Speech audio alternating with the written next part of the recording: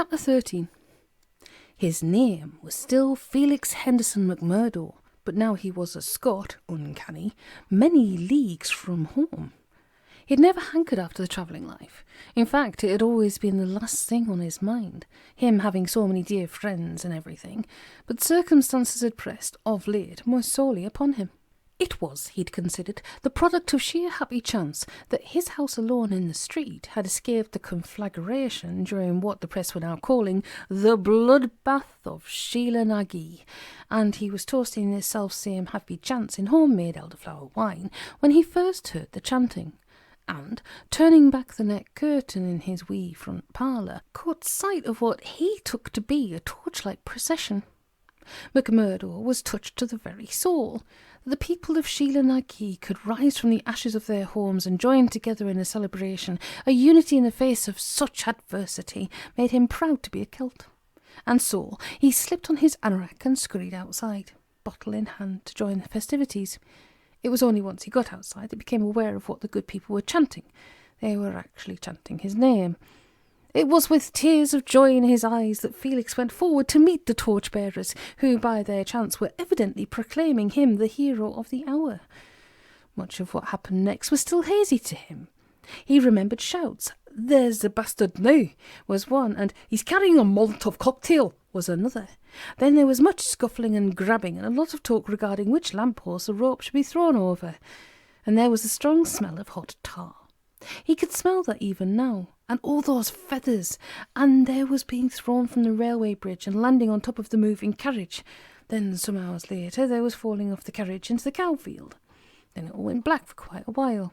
The next thing he recalled after that was waking up in hospital, and this man with bandaged fingers in the next bed, rambling on about a duffel coat and how he'd been bitten by a wolf. They'd all been kind enough to Felix in the hospital. Well, as kind as they had time to be. Doctors and nurses, he supposed, were very busy people, and hospital beds, precious things. He was heaved out of his almost as soon as he'd regained consciousness. The doctor said he had a cousin in Sheila Nagy.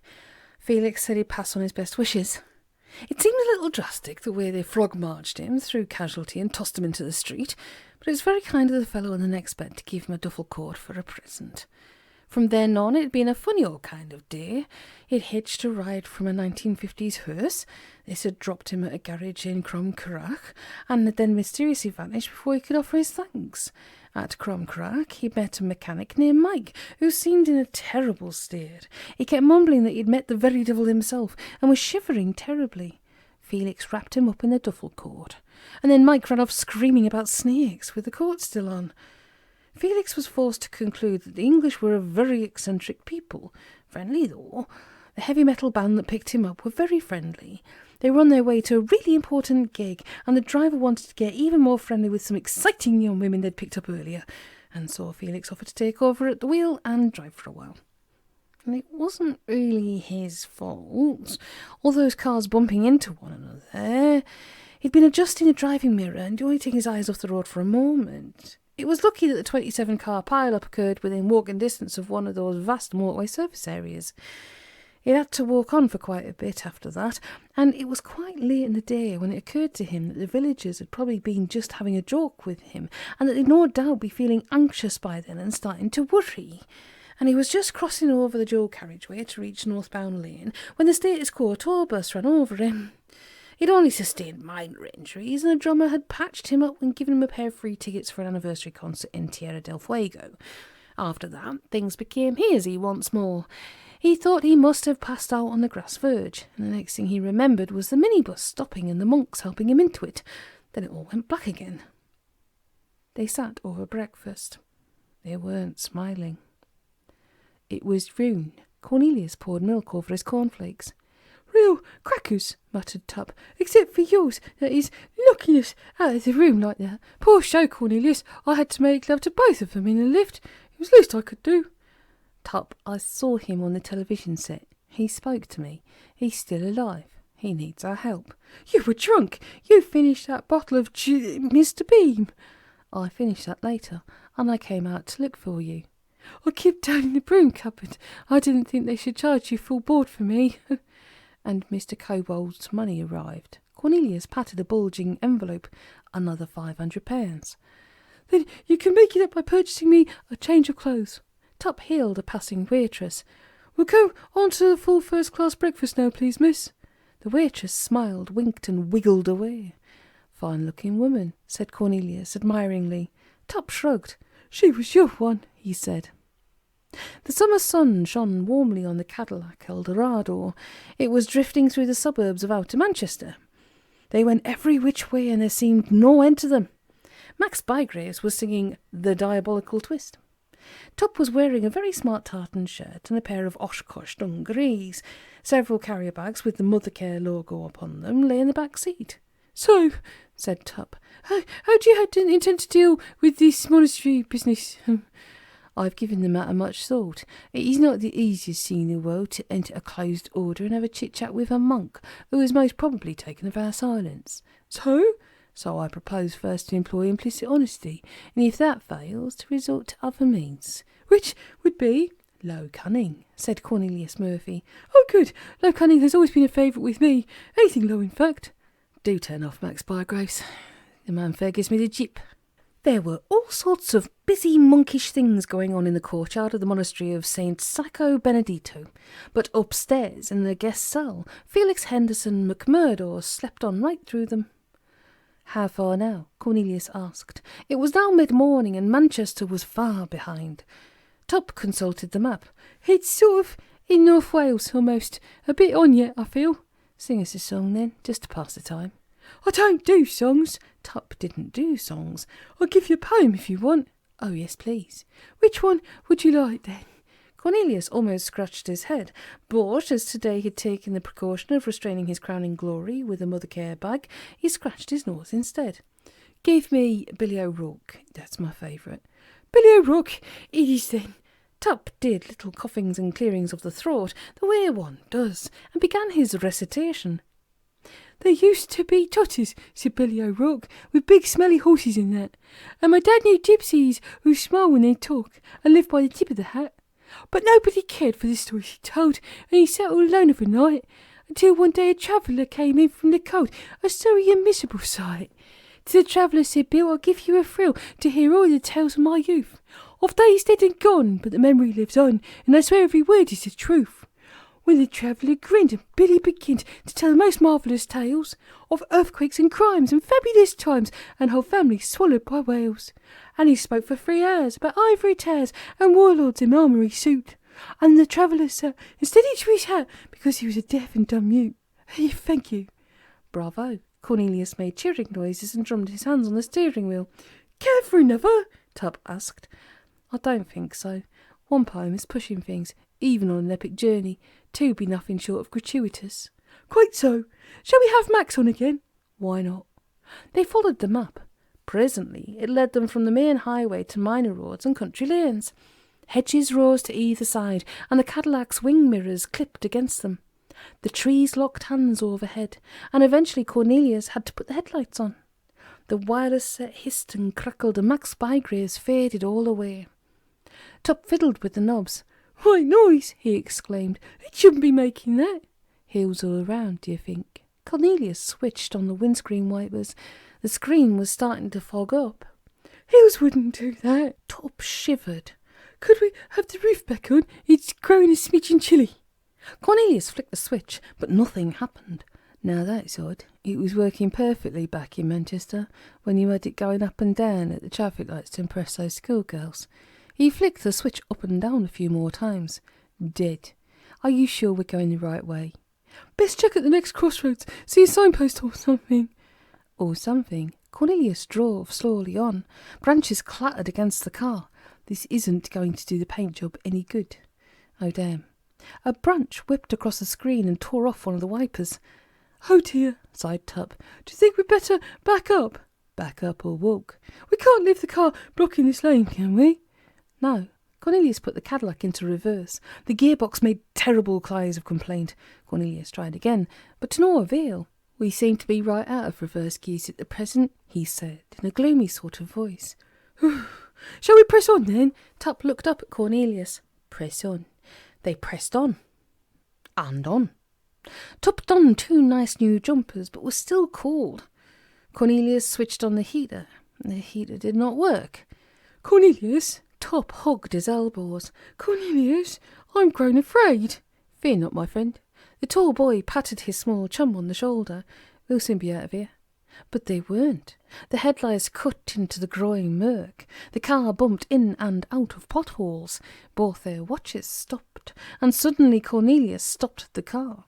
Tuppe tumbled forwards from his seat. "What's happening?" he asked. "Up ahead, in the road." What? We didn't pass any turnings, did we?" "Not one. What'd you see?" "Wait here." Cornelius climbed over the windscreen, across the bonnet, and dropped down in front of the car. He walked on for a few yards, stooped and picked something up. What do you have there?" called Tuppe. Oh dear, said Cornelius. "What is it?" Cornelius held up the object. It sparkled in the headlight's beam. "Our windscreen wiper," said Cornelius Murphy. "It isn't very good in the dark wood." Tuppe's teeth were chattering. "We definitely didn't pass a turning, did we?" Tuppe shook his shaken head. "And I don't see how we could have just driven around in this circle. I've hardly turned the wheel. So where does that leave us?" "It leaves me in a state of considerable nervousness. Let's walk back. If we're no further on than we were half an hour ago, then we'll have no farther to walk back." "There is wisdom in your words, but I don't think we should leave the car, although," he tapped at the dashboard, "it would appear that we are almost out of petrol." "What about if we ran back?" Tuppe suggested. "No, that is not what we will do. Put your safety belt on, Tuppe." Tuppe clipped himself up. "I'm not going to like this, am I?" Cornelius revved the engine. "Probably not. Perhaps you should close your eyes." "Why is that?" "Because I'm going to close mine." Cornelius gave the accelerator pedal full welly and slammed the car into gear. He let out the clutch. The wheels spun. The engine screamed and the car shot forwards. Cornelius gripped the steering wheel with both hands and kept his head well down. Branches snapped and crackled. The windscreen shattered. The headlights did likewise. Cornelius kept his foot right down on the floor. Shrieked Tuppe. "Hold tight." Cornelius swung the steering wheel hard to the right. The Cadillac swerved, tore into the hedge, crashed through it. There was a great fireball of light. The car seemed to hang a moment in space, and then it plunged down and down and down. Cornelius held his breath. Tuppe held his breath. Crash, bang, and wallop went the Cadillac, and finally Tuppe's eyes remained tightly shut. "Cornelius," he whispered. "Cornelius, are you there?" "I'm somewhere." The tall boy had his hands over his head. "What do you see?" "I don't see anything. I'm not looking." "What was that?" "I think it was the roof closing. Do you smell something, Tuppe?" Tuppe sniffed. "I smell flowers." "Oh, Cornelius, I smell flowers." "I smell flowers too." "Cornelius, I think we're dead." "Then we've gone to the good place. Flowers have to be the good place." "Tulips from Amsterdam," sung Max Bygraves all of a sudden. "Possibly not." Cornelius Murphy's trousers began to burn. "We've gone to hell." "I don't think so." Tuppe floundered about blindly and turned off the heater. Cornelius fanned at his trouser bottoms and slowly drew himself back into the vertical plane. "Gosh," said he, "would you look at that?" Tuppe crept up beside him and took a peep. "Ooh," went Tuppe.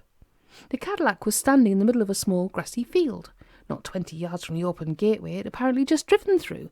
On the road beyond, cars went by. Birds twittered. Flowers bloomed. The sun shone.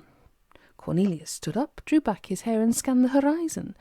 No hedgerows, no overhanging trees. He climbed from the car and examined it with interest. The windscreen was intact. Both wipers were there. The headlights were on. The paintwork was immaculate. Tuppe scrambled out to join him. "No scratch, nothing. What happened? Were we dreaming?" "Not dreaming. Come on, help me search the car." "For what?" "I'll know when we find it." They searched the car. They were very thorough. Tuppe found a pair of knickers down behind the back seat. Cornelius rummaged through the contents of the boot and found them to be very oily indeed. Suddenly Tuppe said, "What's this?"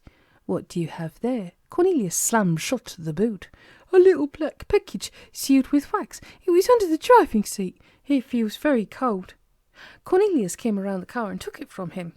He weighed the thing on his palm and turned it with his thumb. "Would you care to hazard a guess at the contents?" I don't think it's bar of chocolate. It's not a bum, is it? Tuppe ducked back into the car. Not a bum. I would suspect that it's a model car, probably a Cadillac Eldorado with the windscreen painted black. Cornelius tore open the little package. It was a model car. It was a Cadillac Eldorado.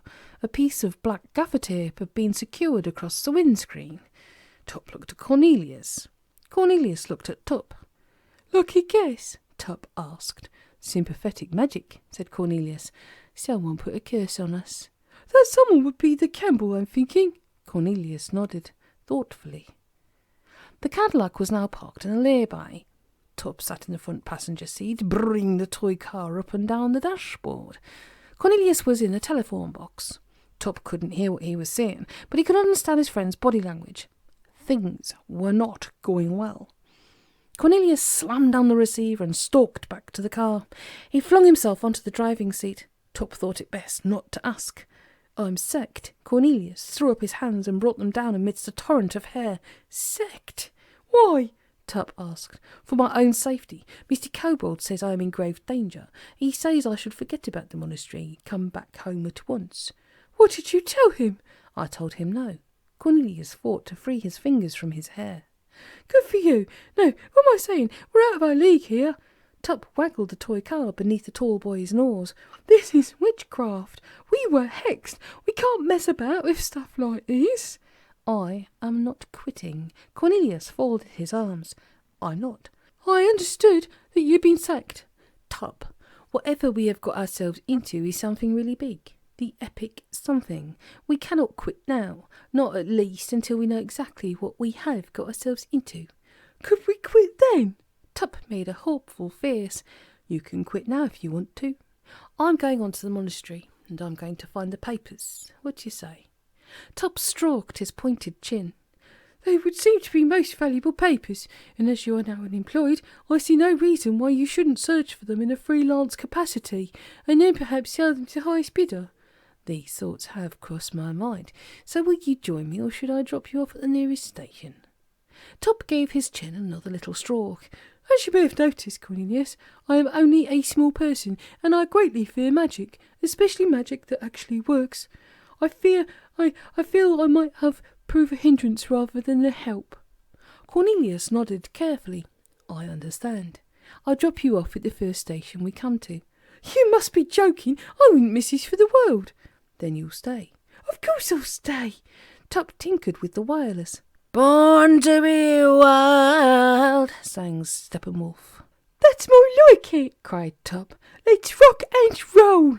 Let's do that very thing, Cornelius agreed, and the big grin was back with a vengeance.